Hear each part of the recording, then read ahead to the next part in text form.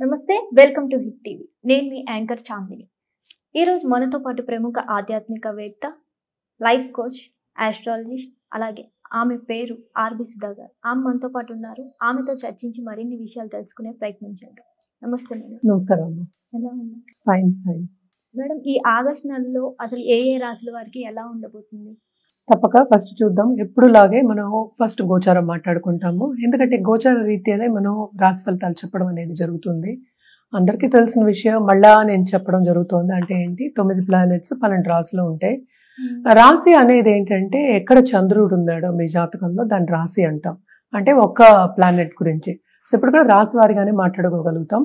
But ఎప్పటికైనా సరే జాతకం పరిశీలించుకుని ఒక రెమెడియల్ మెషర్స్ కానీ, లేకపోతే ఒక జెమ్ స్టోన్ కానీ, లేకపోతే ఏదైనా ఒక పూజ కానీ జపం కానీ చేసుకోవడం అనేది మంచిది. మనం ఇప్పుడు మాట్లాడుకునేది ఏంటంటే అన్ని జనరల్ టాపిక్స్. అంటే ఏంటి, రాశి వారిగా. ఎందుకంటే ఒక్కొక్క రాశిలో ఒక్కొక్క నక్షత్రంలో కోట్లాది మంది ఉంటారు. కానీ ఆ కాంబినేషన్ అనేది కొంచెం డిఫరెంట్ ఉంటుంది. అంటే జాతక రీత్యా మనం చూసినప్పుడు, ఎందుకంటే 9 ప్లానెట్స్ మనం తీసుకుంటాం. దాంతో పాటు మనం ఏంటంటే గోచార రీత్యా అదొకటి, ప్లస్ జాతకం, ప్లస్ ఏంటంటే మనకి టైం పీరియడ్. సో ఈ టైం పీరియడ్ అవన్నీ తీసుకున్నప్పుడు ఏంటంటే ఒక్కొక్కళ్ళకి డిఫరెంట్ ప్రెడిక్షన్స్ అనేది డిఫరెంట్ అవుతుంది. అంటే ఏంటి, ఫలితాలు అనేవి డిఫరెంట్ అవుతాయి తెలుగులో చెప్పాలి అంటే. అందుకనే మనం ఎప్పుడైనా మనం మాట్లాడుకునేది రాశి ఫలితాలు అనే మాట్లాడుకుంటున్నాము. సో రాశి ఫలితాలు మాట్లాడుకునే ముందు ఎక్కడెక్కడ ఏ గ్రహాలు ఉన్నాయో ఫస్ట్ చూద్దాము. ఎప్పుడులాగే నేను ఎప్పుడు ఫస్ట్ శనీశ్వరుతోనే మొదలెడతాను.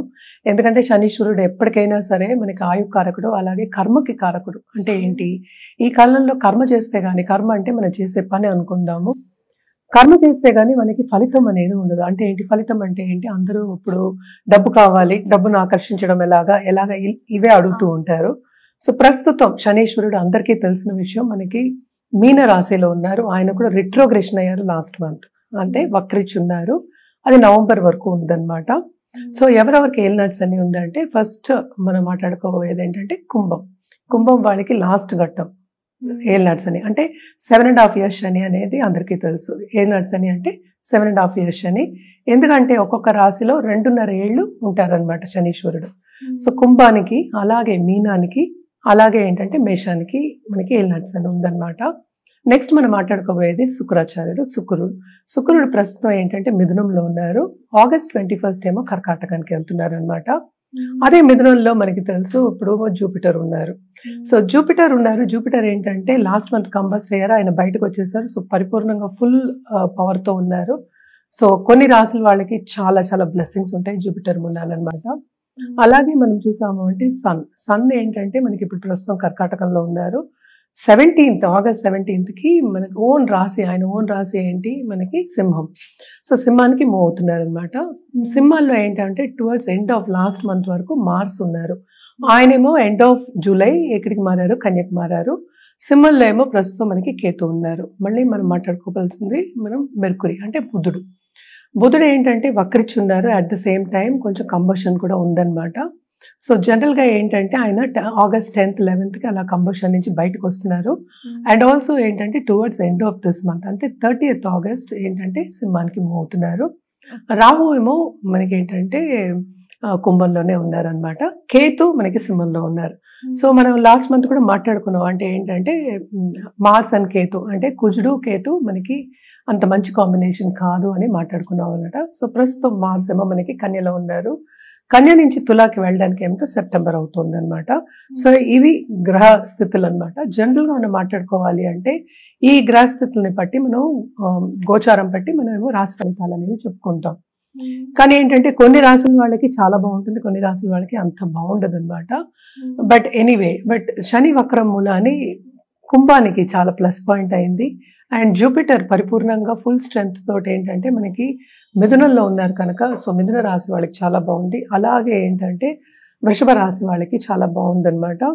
అండ్ టెలికమ్యూనికేషన్స్, జనరల్గా అయితే కమ్యూనికేషన్ స్కిల్స్ ఉన్న వాళ్ళందరికీ, సపోజ్ యూట్యూబ్ రంగం అనుకో, ఎవరైనా ఎక్కువ మాట్లాడుతున్నారు, కన్సల్టింగ్, అలాంటి వాళ్ళందరికీ జనరల్గా కూడా బాగానే ఉందన్నమాట. బికాస్ ఈ గ్రహస్థితి మూలాన్ని జనరల్ పరిహారాలు మనం మాట్లాడుకోవాలి అంటే ఎప్పటికైనా సరే మనం చెప్పేది ఏంటి, రాహు కేతు పూజలు చేసుకోండి. రాహు ఇందాక నేను చెప్పినట్టు కుంభంలో ఉన్నారు, కేతు ఏమో మనకి సింహంలో ఉన్నారనమాట. మెర్కురీ కూడా తోడవుతున్నారు towards end of this month. అంటే నెక్స్ట్ మంత్ సెప్టెంబర్కి మనం మాట్లాడుకోవాలి. But towards end of this month ఆయన తోడవుతున్నారు అనమాట.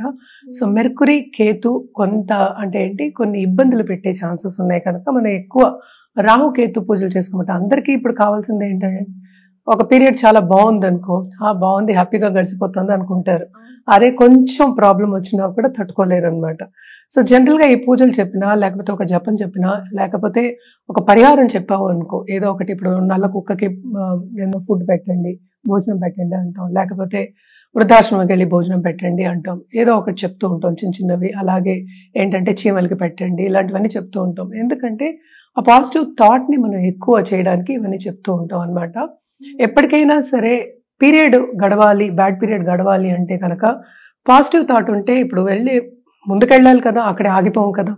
ఈ నెల తర్వాత వచ్చే నెల ఉంటుంది కదా, సో అక్కడ ఆగిపోకుండా ముందుకు సాగాలి అన్నప్పుడు ఏంటంటే పాజిటివ్గా కొంచెం ఆలోచిస్తూ ఉంటే కనుక ముందుకెళ్ళడం ఈజీ అని చెప్పడం జరుగుతుంది అనమాట. సో రాహుకేతు పూజలు కంటిన్యూగా చేసుకోవడం మంచిది. అలా కాని పక్షాన్ని నవగ్రహ స్తోత్రాలు చదువుకోవచ్చు. నేను చేయలేను, నాకు రాదు అంటే వినండి, యూట్యూబ్లో ఈజీగా అన్నీ దొరుకుతున్నాయి. అన్నీ ఇప్పుడు అందుబాటులోకి వచ్చేస్తాయి. ఇప్పుడు ఏఐ కూడా ఉంది, ఏఐని అడిగినా కూడా మనకి నవగ్రహ స్తోత్రం వచ్చేస్తుంది. అండ్ ఆల్సో ఏంటంటే పీడిఎఫ్లో కూడా ఏంటంటే అది చదువుతుంది, ఇక్కడ వాయిస్ కూడా ఇచ్చేస్తారు. సో ఈజీగా అవన్నీ చేసుకోవచ్చు. మనం చెయ్యాలి అని ఎప్పుడు అనుకుంటున్నామో తప్పక చేస్తాం. సో ఎప్పటికైనా సరే ఇవన్నీ ఎందుకు చెప్తావు అంటే పాజిటివ్గా వెళ్ళడానికి చెప్తాం. ఇప్పుడు ఆ ఇబ్బందులు అనేవి అందరికీ తప్పదు. అంటే ఏంటంటే ఎత్తు తగ్గులు అనేది లైఫ్లో అందరికీ ఉన్న ఒక విషయమే. సో ఎప్పుడు మనకి ఎత్తు ఉండాలి, ఎప్పుడు మనకి కిందే ఉండాలి, ఎప్పుడు మన పైనే ఉండాలి అని అనుకోవడానికి లేదు. సో ఎత్తు తగ్గులు అనేది కామన్. సో ఈ గ్రహస్థితిని బట్టి మనం ఇప్పుడు రాశి ఫలితాలు మాట్లాడుకుందాం. మేడం, సింహరాశి వారికి ఎలా ఉండబోతుంది? సింహరాశి వాళ్ళకి కూడా మిశ్రమ ఫలితాలే ఘోషిస్తున్నాయని చెప్పాలి. కూడానే మనం చూసాము అంటే కేతు ఉన్నారు, అలాగే మెర్కురీ కూడా మనకి దిగుతున్నారు, అంటే మార్స్ సెకండ్ హౌస్కి వెళ్ళారనమాట. ఈ రాశి వాళ్ళకు కూడా ఏంటంటే కుజుడు వెరీ ఇంపార్టెంట్ ప్లానెట్, అంటే మోస్ట్ ఇంపార్టెంట్ బెనిఫిట్ కూడా అయ్యారు. సో భాగ్యం అనేది కొంతవరకు డెవలప్ అవుతుంది, కానీ ఏంటంటే వీళ్ళకి ఆపర్చునిటీస్ ప్లెంటీ వస్తాయి, అది తీసుకోలేకపోతారు ఏదో ఒక కారణం వల్ల. అండ్ ఆల్సో ఏంటంటే మనం లాస్ట్ మంత్ కూడా మాట్లాడుకున్నాం, మార్స్ కేతు అనేది కొంతవరకు అంత మంచి కాంబినేషన్ కాదు. ఆయన 28 జూలైకి దిగిపోయారు, అంటే మనం మాట్లాడుకునేది ఆగస్టే కనుక. బట్ స్టిల్ ఏంటంటే కుటుంబ పరిస్థితి, అలాగే ఏంటంటే లైఫ్ పార్ట్నర్తో కానీ లేకపోతే బిజినెస్ పార్ట్నర్తో కానీ విభేదాలు ఎక్కువ వచ్చే ఛాన్సెస్ ఉన్నాయన్నమాట.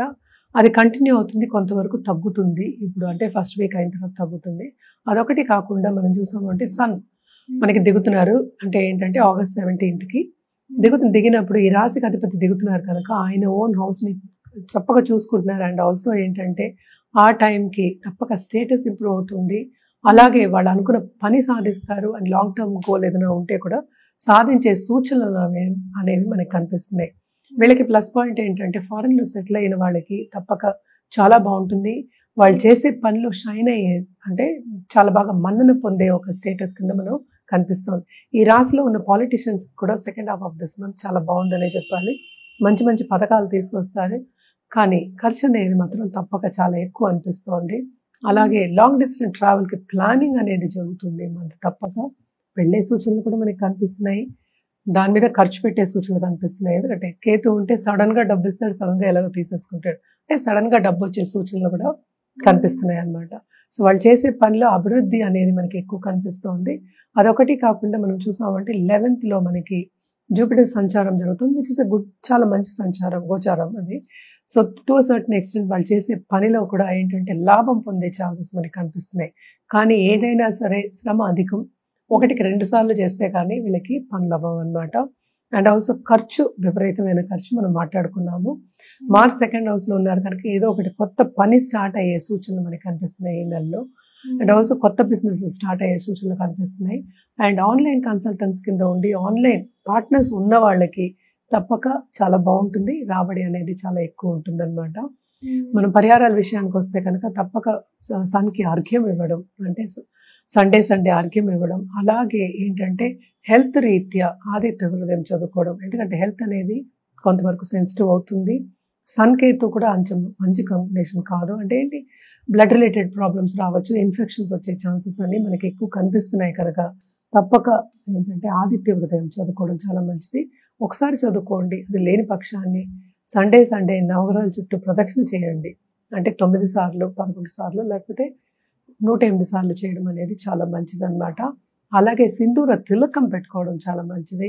అండ్ ఆల్సో దేవుడి గదిలో, పూజ గదిలో కానీ ఎక్కడ మీరు పూజ చేస్తున్నారో ఒక సింధూరది ఒక ఫ్లాగ్ పెట్టుకుంటూ ఉంటాం అన్నమాట. సో ఫ్లాగ్ని ఎప్పుడు పెట్టుకుంటే ఏంటంటే మనం ఎప్పటికైనా సాధిస్తాము అని చెప్పడానికి ఒక నిదర్శనం అన్నమాట. సో తప్పక సింధూరం అంటే ఆ కలర్లోనే సాఫ్రాన్ కలర్లో ఉంటుంది. ఒక ఫ్లాగ్ కట్టి పెట్టుకోవడం మంచిది అనమాట. శక్తి పూజలు చేసే వాళ్ళకి మనం ఎక్కువ ఏం చెప్పలేము. సో తప్పక శక్తి పూజలు కూడా చేయొచ్చు. అండ్ ఇందాక నేను జనరల్గా చెప్పినట్టు రాహుకేతు పూజలు చేయడం చాలా మంచిది.